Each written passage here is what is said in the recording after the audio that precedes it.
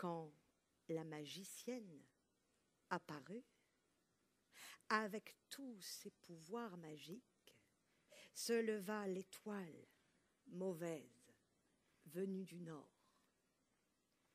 Comme une aurore devenue un astre brûlé, les malheurs s'avancèrent sur le pays de Wallo. Ils avançaient impatiemment. La sorcière marchait devant pour leur indiquer où aller, quand et comment. La première calamité que lança la vieille chenue fut cette angoisse que l'on nomme stérilité. Elle fit tomber le Seigneur de la fécondité du monde dans un piège presque éternel et l'endormit. Plus de naissances, plus d'enfants, plus de nouveaux êtres vivants, rien que des êtres déjà nés et vieillissants. Ce fut après la sécheresse, l'inondation, puis la famine, la maladie, l'épidémie, l'inimitié. La chanson de l'eau s'éteignit, sources, torrents, rivières, fleuves furent changés en bancs de sable et de cailloux. Les branches des arbres séchèrent, les forêts devinrent déserts, le vent se déchaîna sur terre et il souffla.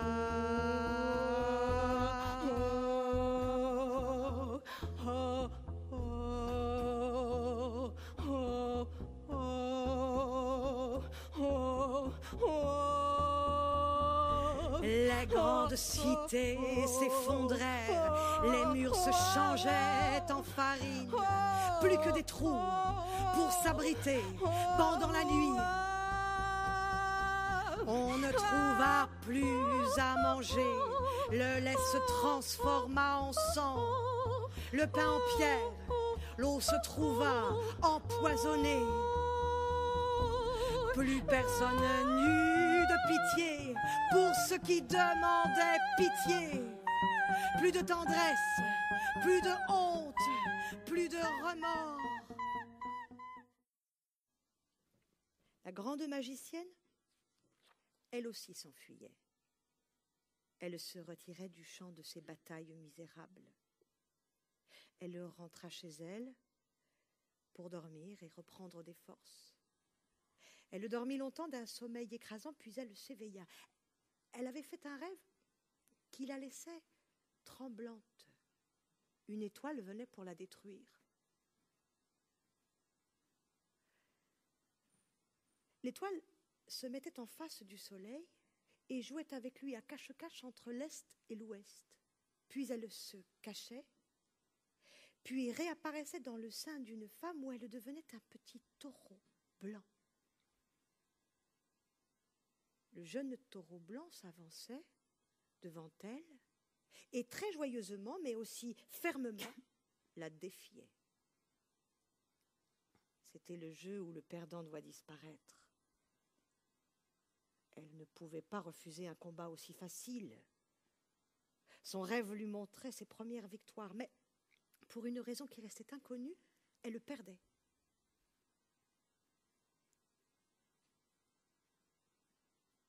Et très étrangement, cette défaite était aussi un réconfort. Jusque-là, inconnu. Elle devait détruire cet adversaire. Kulujam, kulujam. Kulujam mageno. Kulujam, kulujam. Kulujamageno. Kulujam, kulujam, kulujamageno. Kulujam, kulujam, kulujamageno.